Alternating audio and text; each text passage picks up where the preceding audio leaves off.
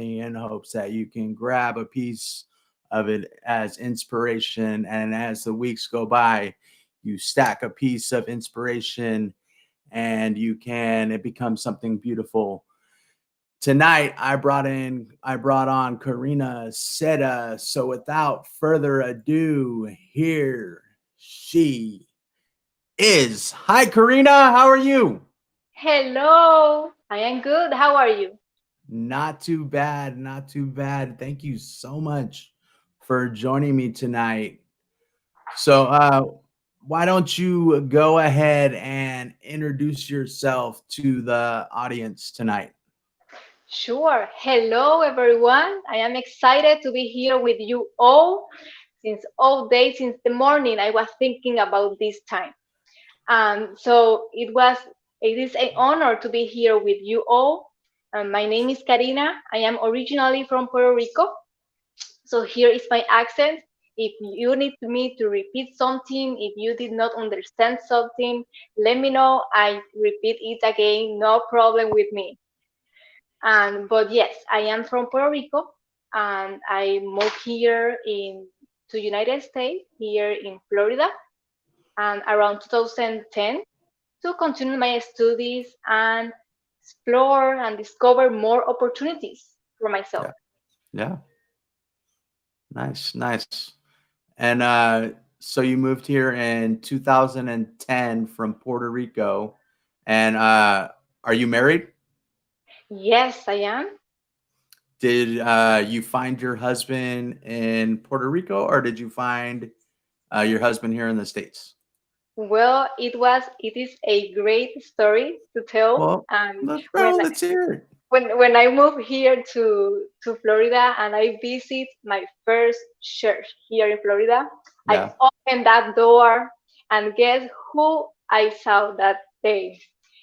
I saw this beautiful husband, this beautiful guy opening that door for me and his smile. So it was like What's his name? What's his name? his name is Luis. Luis, come say Yeah. hi. So they want you to say hi. Don't be shy, Luis. Come say Morning, hi. how you guys doing? Hey Luis, how's it going, man? Welcome to the Determined Show. They're welcoming. I have you in my Bluetooth, so let me share the here. Hey, what's Hey Okay. up? Luis, how's it going, man? Welcome So to the far, Determined so good. Show. Glad to be Yep. here. Hey, I appreciate you taking the time to come say hi, man. All right, so let's go ahead and jump into it, Karina. Yeah, so it Okay. was very nice story. And so the first church I visit here, and I Yeah. found this guy. 7 years with boyfriend and girlfriend, Yeah. and in our 7 year and a half, we get married. Oh, that's amazing. I love it. I always love a beautiful love story. I really do. It always warms my heart. It really does. So yeah, like whenever I watch The Notebook, pretty sure I've probably watched it. I don't know, probably like 30 times. There's always a tear shed. But so Karina, you are a stroke survivor. We're not going to quite jump into that yet. So I want to know who. So if I was to ask your best friend, right, who Karina was pre-stroke, what would your best friend tell me? Okay. And so if you will ask that to my best friend, and he's in Puerto Rico, Okay. but basically before stroke, I was like a normal child. I was very active person. You see me in the school playing volleyball, basketball, running, and very active person and healthy in all matters. So my weight, everything was healthy. Hmm. A excellent student, honor student. So everything you you will unbelieve it was unbelievable to discover something in that kind of child at that Yeah. time. Yeah. So I was So a very healthy child. yeah. So pretty much your best friend would just say, healthy, happy-go-lucky, someone that, would, pretty much friendly, go out and, talk to everyone type vibe that you would get from you, right? Is what your friend would say there. So now what exactly, actually, I just want to know too, because you didn't say it. How old are you, Karina? I know you're not supposed to ask a lady that, but I think that's a vital aspect of what we're talking about here. I mean, you look like you're 18, so let's go ahead and divulge that information. Sure. Thank you. Thank you about the age. And now I am 28 years old. 28. Okay. So how old were you when you had your stroke? Well, my story has been very in age because my first event was not the stroke, but I had what is called the aneurysm. I don't know Okay. if the aneurysm doctors Okay. covered the aneurysm at my 12 years old. So that Oh, was okay. my first like mini event Yeah. where they discovered that condition in a child. Yeah. And So how did they discover it? Were you having headaches, seizures? Like what was going on there? yes, so I was playing, as I mentioned before, I used to play it a lot, basketball, volleyball, soccer, you name it. But one day I start feeling so tired after I play with my neighbors or after school, and headaches. I start getting headache, and the sensibility to the light Yeah. sensibility. So all that I was starting to feel. So my mom started to say like, something is going on because Karina is not like this. And so at first they diagnosed like I have some other conditions like extra headaches or something like that. Like But migraines or something like yeah, that, right? Yeah. migraine. So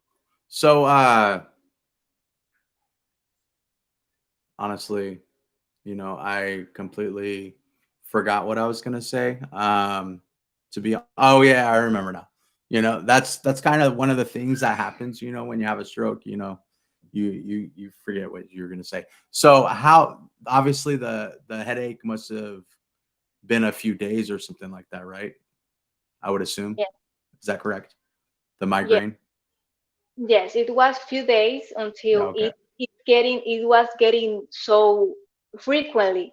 So my mom insists on, hey, we need Okay. to do something else because Karina, it is not a migraine, it is something else. So at the beginning, the scan machine was not working, so I had to wait a little bit longer than usual to have that MRI. When I Yeah. got that MRI, they didn't believe it. They had to request another. It is MRI and MRA. Okay. Yeah. Okay. So after one, they had to confirm with the other one because it was very unusual to find that. After that, my mom ran to the hospital with me, trying to save that. Thank God, the aneurysm didn't pop. Right. But that Right. was my first event. Yeah. Since my 12 years old until my 15 years old, everything was fine. I Yeah. I start getting like I started eating different, right, on my nutrition, trying to take care of that. Yeah. Hold on one second. So when they discovered the aneurysm at 12 years old, did you have surgery to remove it? What happened? Yes, that was So, my first embolization. oh Is wow. the procedure they Oh do? wow. Okay. Wow. Wow. 12 years old. That's pretty insane. Yeah. That's a lot to go through for a family, for your mom, a lot to go through. Okay, so sorry to cut you off, but those are some pretty intense bits of information there. Yeah, that's pretty insane. That's quite a journey right there. And then you're diving into you were 15. So let's jump to 15 years old. Yes. So when since my 12 to my 15, I still continue doing sport, playing, dancing, Yeah, swimming, you name yeah. it. But at me 15 years old was going to be my last embolization. Like everything, they clipped the aneurysm, they did everything with me at my 15 years old. In that operation, everything went well after that embolization. But when I was in the recovery room, I vomit, Hmm. causing the intracranial pressure to rise, causing the stroke. Wow. Yes, Okay. So you had your stroke when you were 15. yes, Wow. Wow. That's pretty intense. So so I also, not to deviate from your story, I had my stroke also when I was 15 as well. So okay, I know the struggles. We have that in common. So let's talk then. So I can kind of play off of how it was for me. So we can maybe. So you had your stroke when you were 15. Now let's jump into what exactly were the effects from your stroke when you were 15. sure. That day,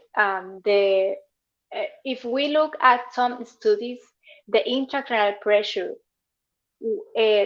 0 to 15 is kind of normal.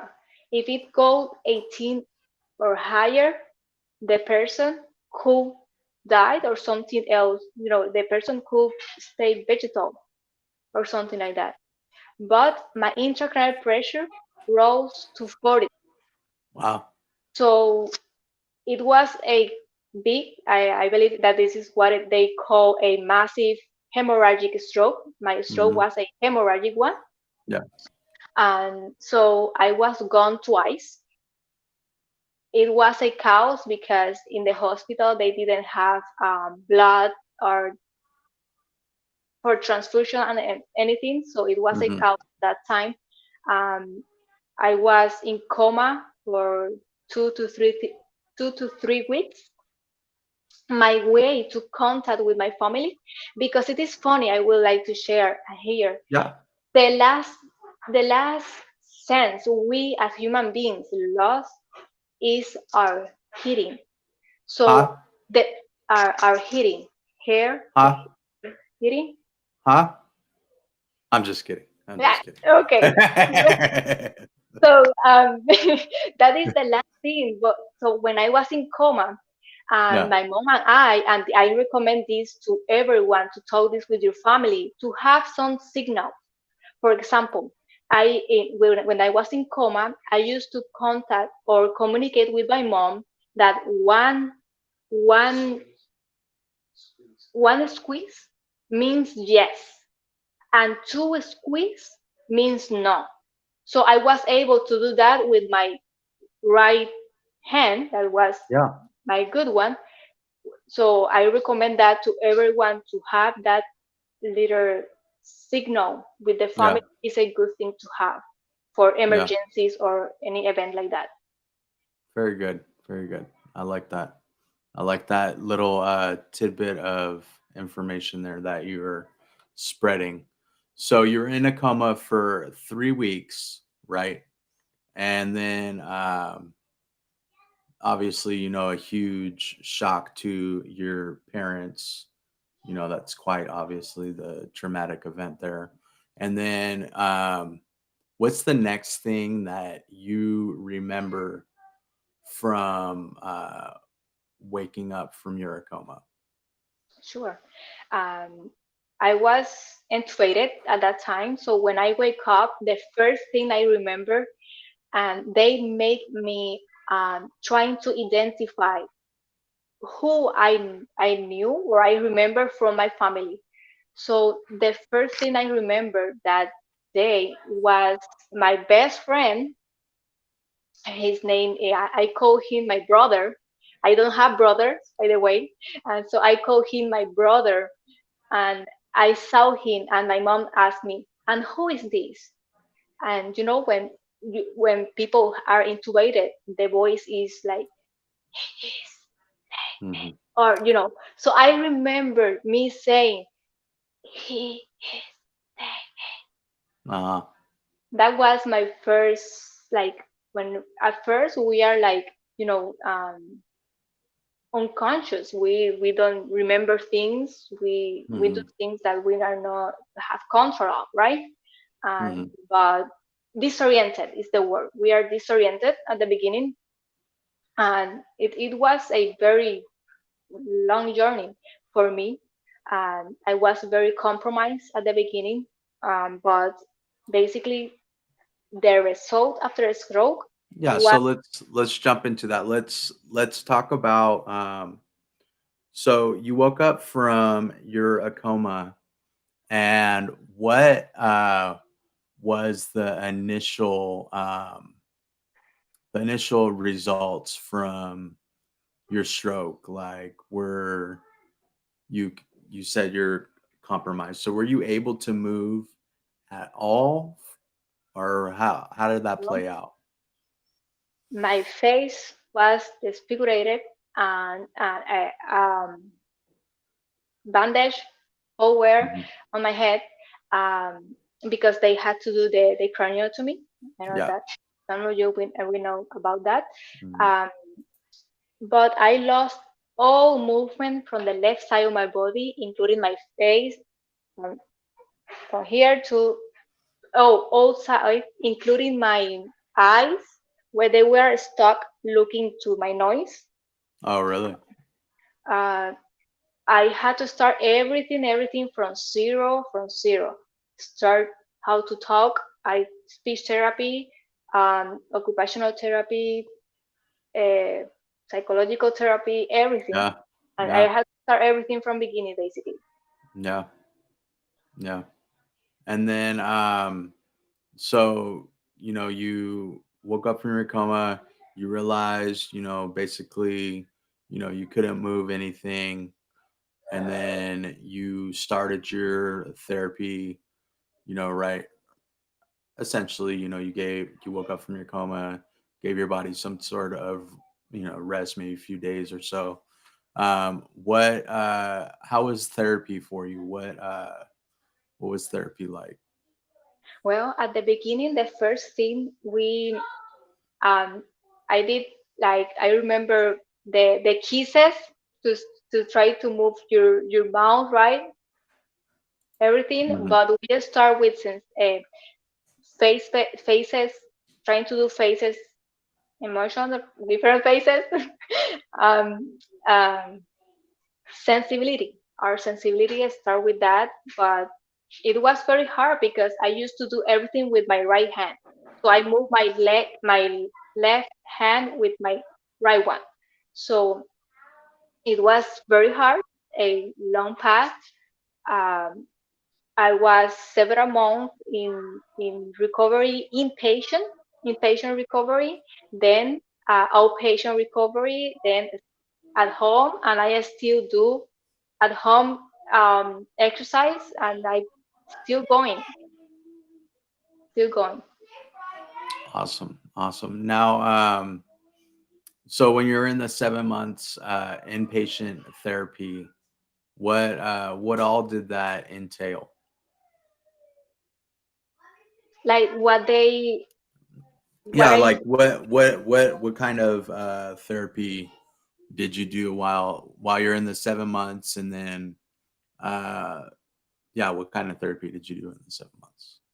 Yes, well, there were several months, um, but occupational therapy, physical therapy, speech therapy, like 1 hour each.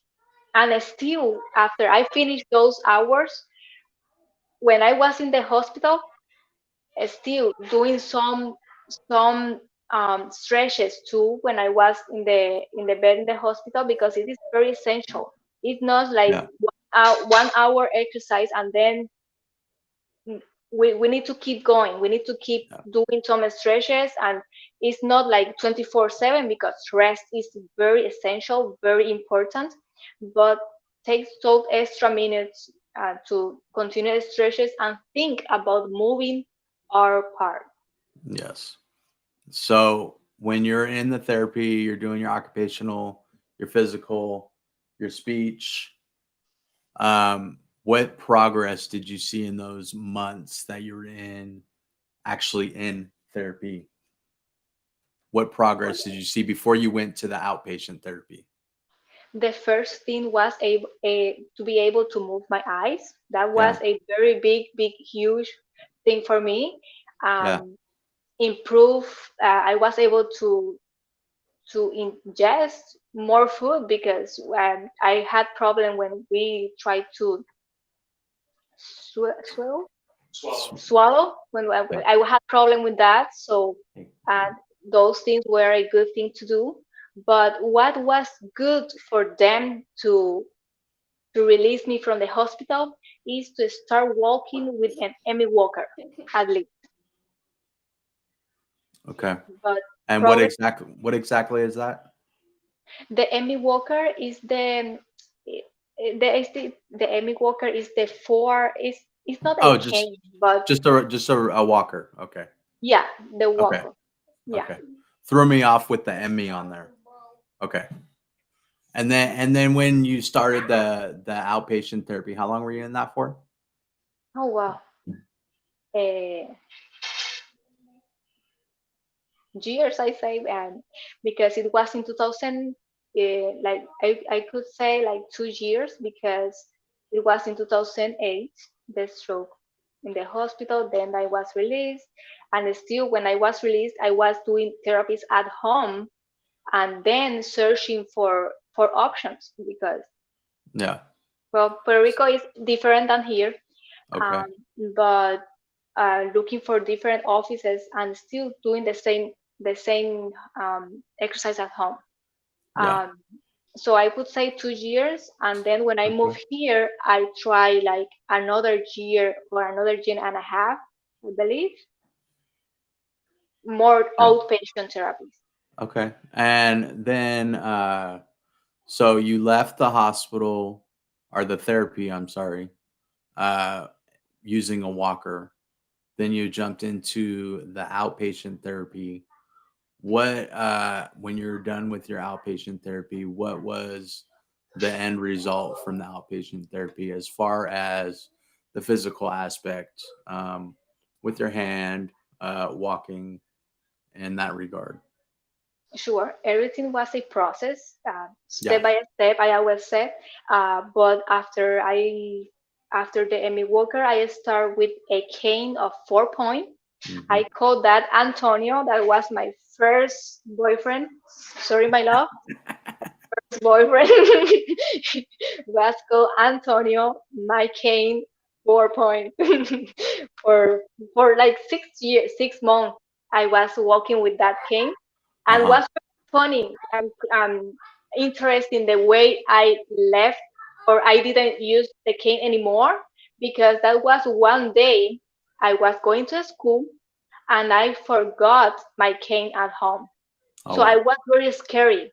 I asked Yeah. myself how I am going to walk in the school, change class to class because the cane is my support, right? Yeah. So Yeah. that was the first, well, before we start getting over the fears we have or we face. Yeah. But that is one big, well, was a very great step to spend all day without a cane in the school. I was holding with the walls Yeah. um, during the day. So essentially you cheated on what'd you call your king's name? What was his name? Um, Antonio. So you essentially you cheated on Antonio with the wall. Well, yeah. I thank God I have some classmates, right? That they the boys that they helped me when I had to run to the other class. But most of Yeah. the yeah, Yeah. So now since you had the craniotomy and all that jazz, did you have to wear some sort of helmet or anything? Like I use different felluras, like brace. Yeah. Yes, different braces. I start. For and that was you're talking about your for your legs? Yes, Okay. for leg and hand. Okay. After I left the cane, I start doing or putting some braces and during the day, all day, and for sleep too. I try to keep that to keep the our leg straight all day, 24/7, basically. Hmm. After that was when I moved here because I when I was living in Puerto Rico, I went to Miami to explore more options for my recovery. So they recommend me this ferula that I was able to do at least this, like move a little bit more. Hmm. So try to do the movement and also get that muscle stronger, right? Yeah. Yeah. And for the hand to keep it like straight here, I use another one too. Yeah. So this all happened when you were 15, which would have been your freshman year in high school, correct? Yes. Now, how much of your freshman year in high school did you miss because of your operation and therapy and all that? Thank God, nothing. Check this out. That had what my stroke was on May 2008. So Yeah. a school was ending at that Oh, time. yeah. So we were on our last day, so I didn't miss maybe one exam or something like that. But I didn't have any problem with that, and Nice. I pushed myself during that um, during that summer. I pushed myself because one of my goal was I want to go to back to school for my Yeah. 11th grade, right? Yeah. Yeah. So I was able to do it. I was able to do it with accommodations, right? Yeah. I still walking with a cane, with brace, appointments, therapy, but I was able to manage time between therapies, studies, appointments, responsibility, right? Teenagers, we start having responsibilities. All right. All right. So yeah. Now, after so obviously you're a student before your stroke, and then after you had your stroke, did you find it harder to, like harder in your studies? Was it harder for you? It was one of the accommodations was to have more time during my test. So for the reading, right, it was a little bit, it was slow, more slow than before. But with that different accommodations, another accommodation I remember, they allowed me to record the classes. So it Oh, was hard in the sense that I had to work harder yeah. than my other classmates, because I had to listen to things twice, more time here, more time. Still, I have to do my exercise, my stretches, Yeah. and my appointments. So in that sense, was Yeah. harder. Now, did you have like for instance, like when you would have to, did you find like you had to study harder because there was any memory issues for tests? Thank God, I didn't lose that part memory. I Yeah, keep my memory intact. that's good. I remember things that sometimes my mom says, Karina, I don't remember that. Yeah, it was this way. This happened. But yeah, No, that's good. So we have Brooke here wants to know, how was your school? Were the students nice to you? they were nice. And in I believe in Puerto Rico we are very united in that sense. So if someone needs help, you have someone extend your hand. Um, it was a very surprise for me how my stroke impact my classmates because they let me know that. um, they were suffering too, so they skipped some tests and everything because of my events. So they were looking on that part, but it was I always had at the beginning the my classmates the boys on my class, they help me, they carry me class to class uh, at the at the beginning. And then Yeah. when I start getting like, no, I can't do it because we need to do the work too. I know that people want to help us, but we need to put our part too and Hmm. to keep going, keep moving, and we need to make those muscles stronger again, Yeah. make Yeah. use them. Yeah. So I started letting that because I wanted to improve too. So at what point I was feeling that they were doing too much for me. Yeah. Yeah. I hear that. I hear that. Yeah. We all have it's great when we're in that area, where people want to get up and help out. It's actually very heartwarming, but in the same sense, it's you know it's like, hey, you know what, I got this, I can do it. You know what I mean? um because a lot of times people don't understand, they kind of like overplay it, like, I need to help them because I don't think they can do it, you know what I mean, type thing. But yeah, so Jerry wants to know, do you still wear your AFO, the I foot brace? nowadays after years because I used that for years, several Hmm. years. I believe that I start like because I was more because it didn't fit me anymore, so I get my muscles heavy, right?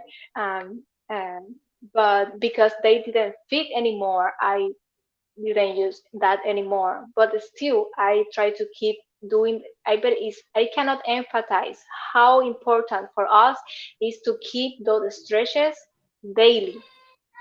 For Hmm. I always say to keep those stretches 24/7. And what I mean with that, if we are in a meeting, if we are at work, if you are driving and they are in the red light, you have few minutes for just say as do this, or keep your your leg Put it up higher. Nobody saw it. Do it. Put it up higher.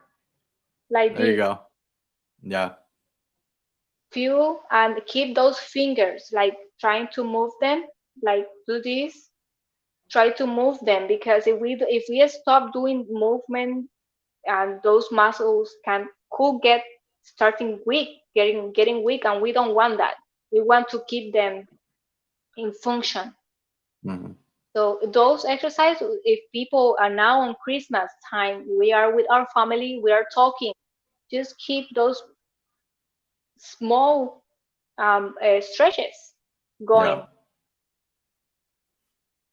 So when you're talking about being in school and whatnot and all that stuff, Luis Vasquez said yes, she did. So I think he's a strong supporter of you here. So where are we going? I don't even remember anymore. But dang, I keep on doing that tonight. But so now, where are you at now with the results? Because I saw, you're pretty fluid, moving your finger and whatnot. Yeah, So you said you're 28, 28. so you're 13 years post.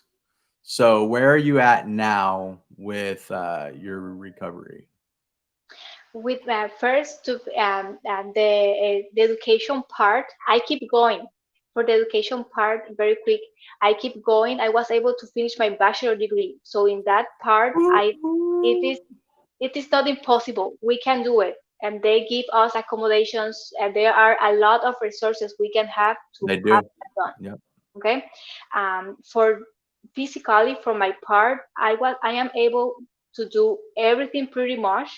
and my hands here, it open. It is not perfect, right? It is not like this. Hmm. But when I want to grab something, cleaning the house, doing the patio, cleaning my car, I do everything, basically. So it do not respond as quick Right. as this one, but it responds to the message. This is the most important thing. Hmm. In when I walk, you still see that the step is not perfect, but I am able to walk like a little bit quicker, like semi jog. Uh, I do everything pretty much. Thank Yeah. God. So I still go. I keep going because those stretches are very essential. And if I do more hard or more that stopping or doing nothing than keep going, keep stretches, keep doing exercise. And we all I hear sometimes we stroke survivors used to say, but I am not recovered. How I am going to help others? People are inspired by just looking at us working forward, moving forward. Yes, I agree. Uh, Now, you said that you are the that you do something now for the stroke community. Do you want to share with everyone what it is that you do? sure. And after I finish my bachelor degree, I start working as normal, right, in different corporations. But in all of them, I found myself thinking, I can do more. I need to do something in this world that I am not doing. So it was not until last year I started studying to become health and life coach. So I am a certified health and life coach now. When I got my certification, uh, can I? Oh, oh Continue? no, that's just something we do in America here. It's called woo woo. Like, yeah. I okay. Yeah, yeah, you're Okay. good. So after I got that, mentors start asking me, Karina, okay, now you are certified. Whom you want to help? So Uh-huh. at the beginning, I I I I start letting people know that I was a weight loss coach. I start with weight loss, but still something had to happen, and I somebody told me, Karina, you have something here. You have something big. You need to share this. So, stroke survivor, now called stroke survivor coach. I am dedicated to help stroke survivors pursue independence. What I mean when I look the words independence, I am talking about independence mentally, spiritually, physically. We have all journey. We all go through different journeys, and it is very important. Physical therapy, occupational therapy, right? And with those exercise at home too, I reinforce them. I support them.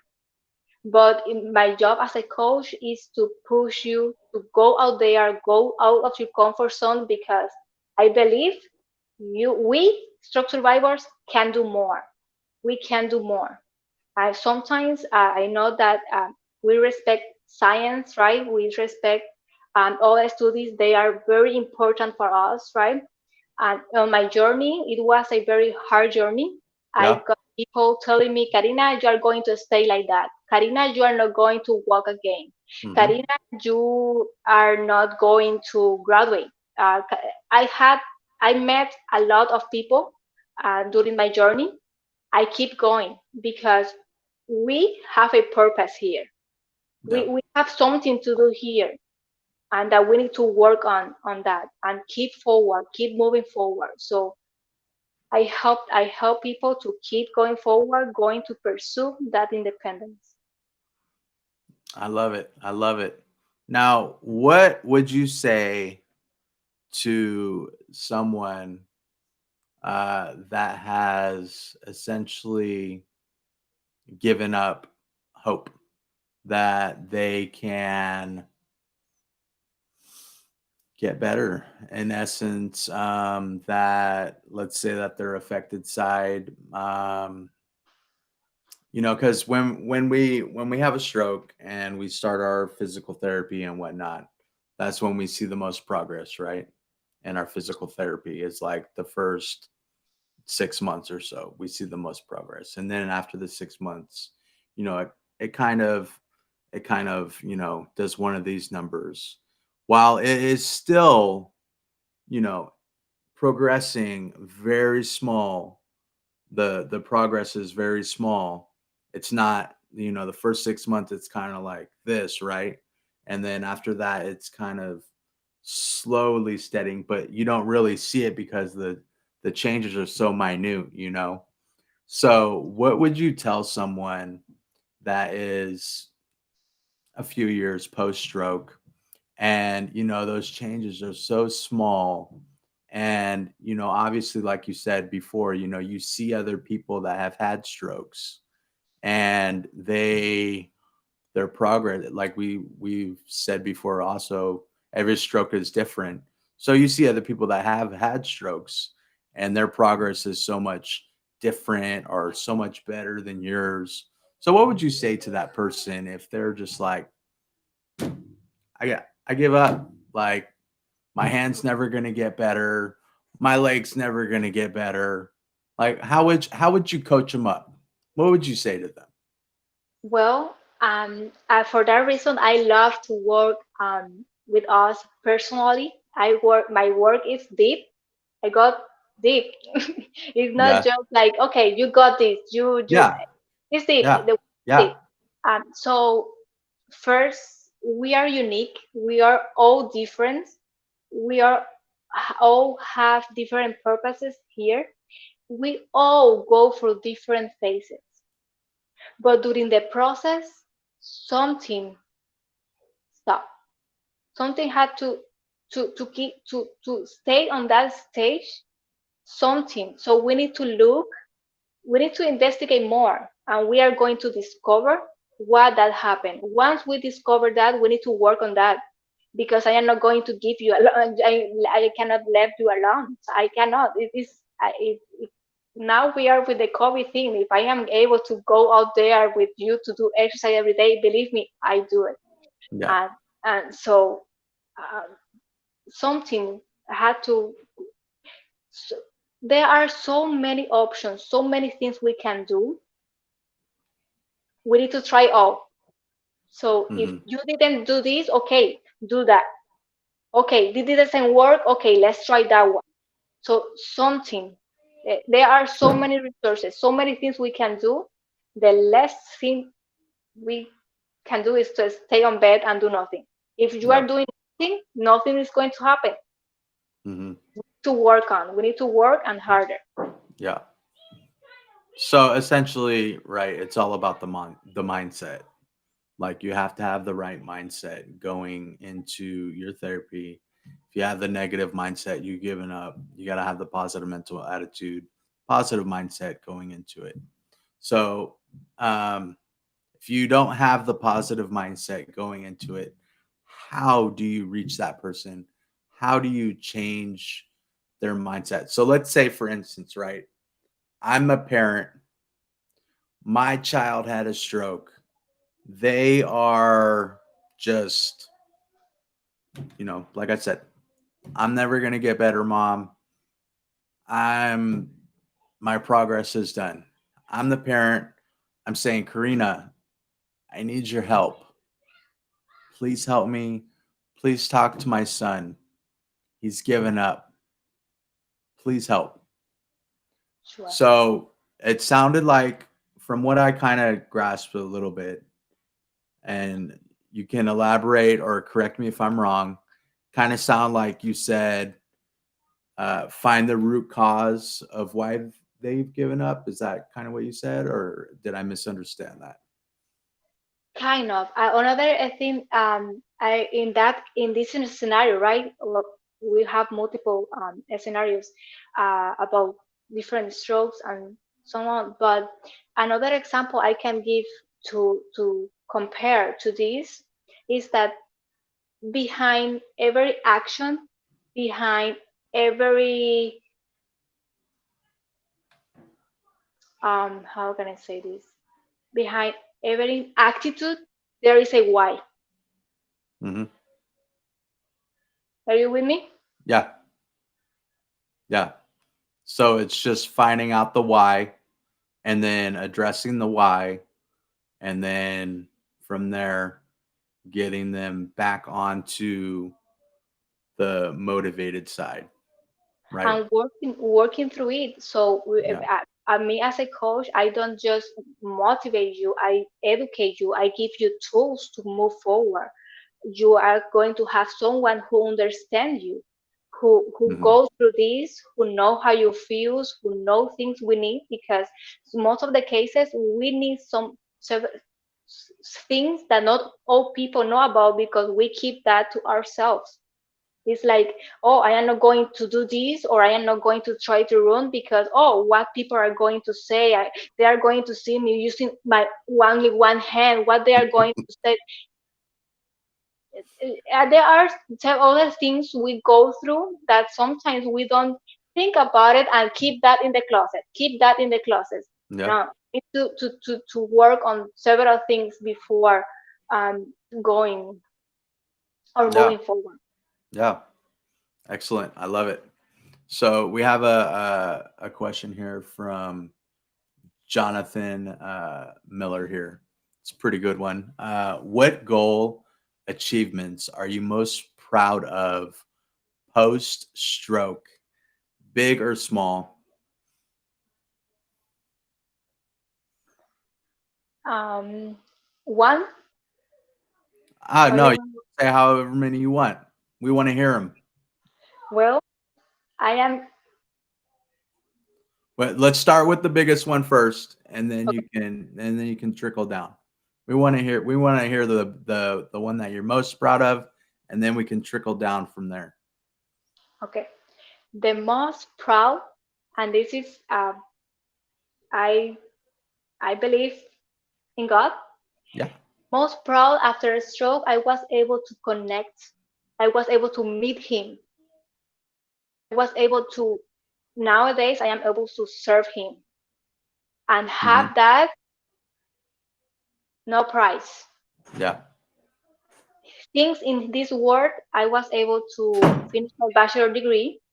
I am able to run now help stroke survivors. So I am grateful of my stroke because it makes me stronger. It makes me able to serve, and it may be able to be on service to others. If I would not have a stroke, I would not be here now. Yeah. You know, and other things. I am married. I met my other half Yeah. after a stroke. So that Yeah. still could happen. Hmm. Yep. And yeah, and now I have my own business basically. I have, Yeah. what else could I ask for? What else could you ask for, right? So obviously, our not to state the obvious, but you are a firm believer then that everything happens for a reason, right? Yeah. Yes, it does. And I am as well, because I would not be where I am now, sitting here talking to you, have the amazing wife that I have now, the four beautiful kids that I have now had, I not had my stroke. So, you know, um, as Paul Cummings would say, if you don't know who he is, look him up. He's on my Facebook page. We are all destined for greatness. It's just a matter of figuring it out, figuring it out. Where which key, which lock it is. We all have the key. You just got to figure out which lock to put it in and unlock. Unlock it and figure it out from there. Um,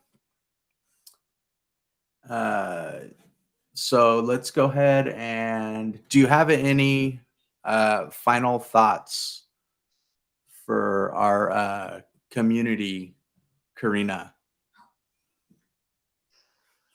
I know that we can have heard this so many times, but do not give up. You are not alone. There are people who are also preparing themselves to help us. Reach out. We are here for you